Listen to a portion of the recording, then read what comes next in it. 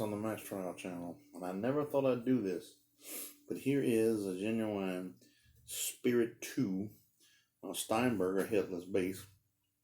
I had messed around with the headless basses before.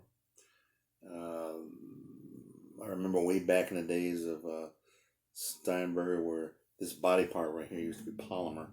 You know, they've been making wood for some time, years gone by, and so I don't know. It's hard to find an original Steinberger anymore with the polymer body.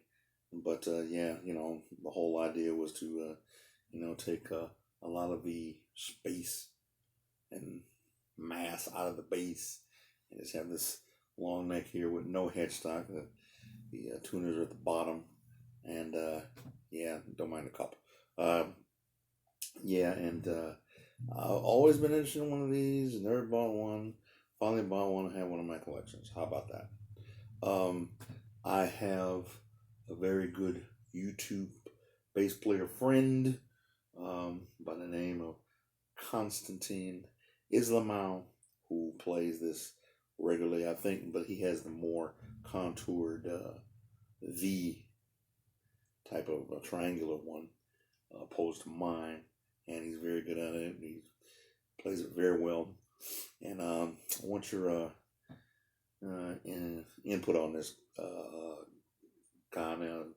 You know, give me some of the ins and outs, and tell me about some of the maintenance of the bass that I should be aware of that you've learned over the years. I'd really appreciate it, my buddy, Canada. And yeah, man, it's an interesting bass.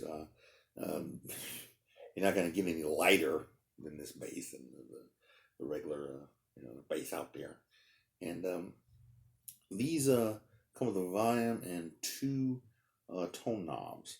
I guess you can say bass and treble, or I don't know, but not exactly. It's more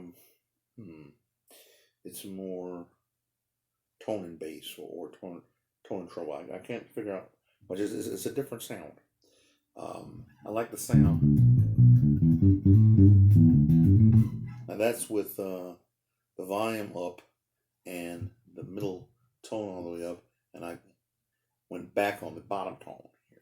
I took this like practically all the way off.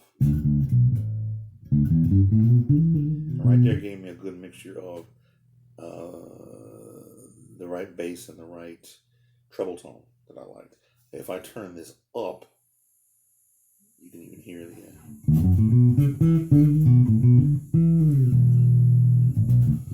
a little too light than I want it.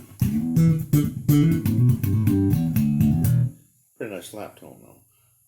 Yeah, so if I take that treble out and just take both of them out.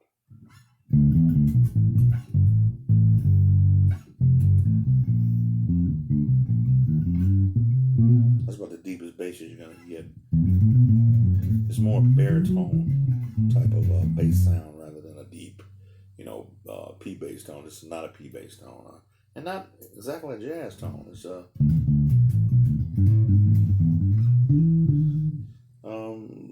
Steinberger has its own tone, really. That's interesting.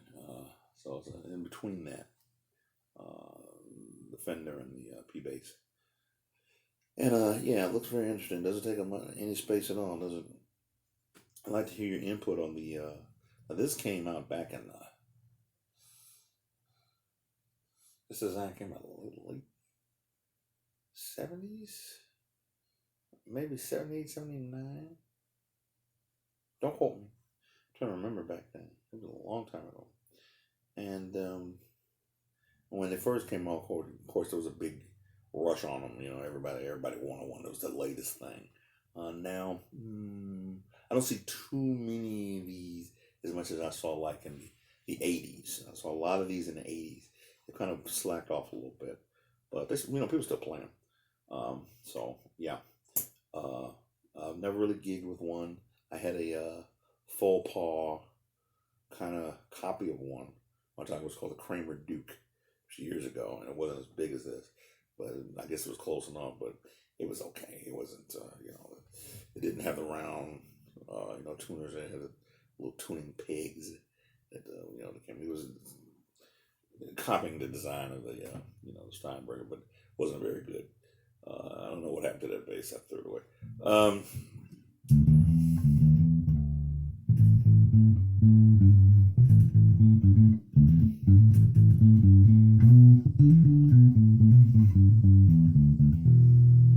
Nice tone, real nice. Yeah, give me your input on the Steinberger. Do you prefer this logic, or do you want to stick with your old tuners way up here? And are you a traditionalist? Let me know. So yeah, hope one day I can play a gig with this and see how it really feels up there. Maybe I play it a whole lot. Earl, maxproud channel. Get back with you. That's the latest from me. I'll see you in a bit. Till next bass. Steinberger X2 Spirit. Let me know if you check this out.